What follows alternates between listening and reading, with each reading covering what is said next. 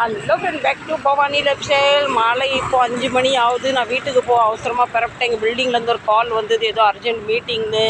நான் எப்போவுமே வீட்டிலேருந்து காலையில் கடைக்கு வரதான் உண்டு. நைட்டில் இவர் கூட போயிடுவேன். இப்போ அர்ஜென்ட்டு போக வேண்டிய சூழ்நிலை வந்துட்டு. பில்டிங்குன்னா ஒரு பில்டிங்க்கு 3 பேர் இருப்பாங்களாம். செயலாளர், பொருளாளர், என்னமோ ஆளர், என்ன ஒரு ஆளராக சேர்த்துருக்காங்க. அவங்களுக்கு தெரியாது, எனக்கு ஒரு எழுத படிக்க தெரியும், என்ன சேர்த்துருக்காங்க.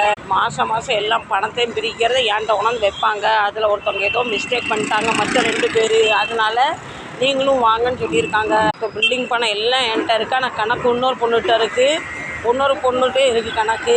நான் நைட்டு வரேன்னு சொன்னால் கேட்க மாட்டேக்காங்க. இன்றைக்கே வாங்க, உடனே வாங்க.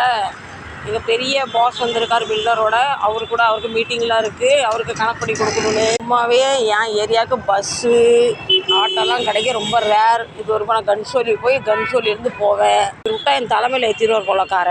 என் பசங்க சும்மாவே சொல்லுவாங்க, ஊர் வம்பு உங்களுக்கு வேண்டாம், உங்கள் வேலையை மட்டும் பாருங்கன்னு. நான் ஊர் வம்புக்கு போகலான்னு இருக்கவங்க என்னை வந்து இழுத்துட்டு அடிக்க பார்க்குற மாதிரி இருக்காங்க.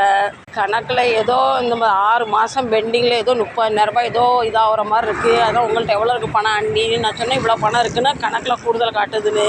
ஃப்ரெண்ட்ஸ், எனக்கு படிக்க எழுத தெரியாது, ஆனால் கணக்கில் ஒத்த ரூபாய் கரெக்டாக கணக்கு மட்டும் சூப்பராக போடுவேன். பேசாமல் கணக்கு வாத்தியாராக நான் ஆகிருக்கணும். மணி 5 ஆகுது. இப்போ நான் வந்து 15-20 நிமிஷம் ஆகுது. பஸ் ஒன்றும் கிடைக்கல.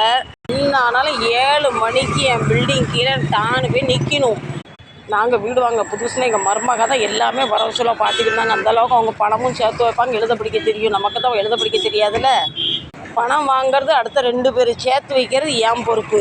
நான் வந்து கேஷியர். வாங்க, இனி இப்போ வீட்டுக்கு போகலாம். இனி நம்ம வீட்டில் போய் பார்க்கலாம் எத்தனை மணிக்கு வீட்டுக்கு போய் சேர்றேன்னு. சரிங்களா? இது வரைக்கும் வெயிட் பண்ணுங்கள். பஸ்ஸு இன்னும் கிடைக்காதனால நான் ஷேரிங் ஆட்டோ பிடிச்சிட்டேன். சாயங்கால நேரத்தில் பயங்கர டிராஃபிக் இருக்கும். பாப்பா வந்தாச்சு. 30 ரூபா. இனி அடுத்த வண்டி. வாங்க, அந்த பக்கம் போய் அடுத்த வண்டி ஏறலாம். இந்த ஆஃபீஸ் விடுற நேரம் பார்த்தீங்கன்னா பயங்கர ரஷ்ஷாக இருக்குது. சொல்லி ஸ்டேஷன். இனி அடுத்த ஆட்டோ. ஆஃபீஸ் விட்ட நேரம், அதனால் இவ்வளோ கூட்டம். சொல்லி மணி 6. திருவிழா மாதிரி இருக்க பாருங்க. வேலை விட்ட உடனே எல்லாம் ஐடி பார்க் பசங்க. இங்கே எல்லாமே ரிலையன்ஸில் வேலை பார்க்குறவங்க. சொல்லி ஸ்டேஷன். எப்போவுமே காலை நேரத்தில் உள்ள கூட்டம் பார்த்ததில்ல, சாயங்கால நேரத்தில் இவ்வளோ கூட்டம் பார்க்குறேன். என் டைம் வேறு, அவங்க டைம் வேறு. இதெல்லாம் டிக்கெட்டுக்கும் பாஸுக்கும் உள்ளவங்க, இது டைரக்ட் ட்ரெயின் ஏறுறவங்க. அங்கே நம்மளும் ஓடிடலாம்.